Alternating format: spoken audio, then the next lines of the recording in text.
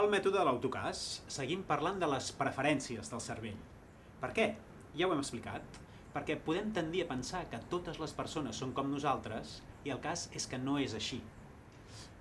I per això, a l'hora de col·laborar, de relacionar-nos, d'interactuar amb els altres, és bo saber que hi ha persones que funcionen de manera diferent i per tant les nostres expectatives es poden adequar a la seva manera de funcionar, o quan emergeix el conflicte podem agafar una mica de distància entenent que les altres persones funcionen diferent.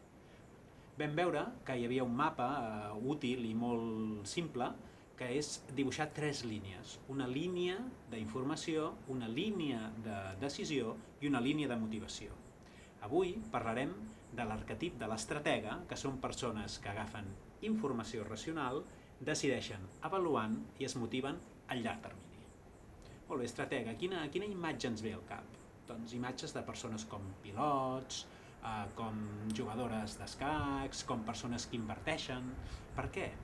Perquè l'estratega té una gran capacitat, que és que com que sap mirar molt lluny i té molta capacitat d'anàlisi, pot anticipar molts problemes, pot construir els passos que es necessiten per arribar fins a aquell punt, pot dibuixar escenaris. Per tant, aquest és un dels grans actius dels estrategues.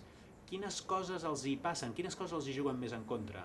Doncs que de vegades aquesta voluntat seva de precisió i aquesta profunditat d'anàlisi els pot portar a estar encallats, perquè estan buscant l'opció correcta i precisa i aquesta opció a la vida real difícilment es troba. Per tant, el seu gran problema pot ser estar-se encallat en buscar la única i precisa resposta, perquè generalment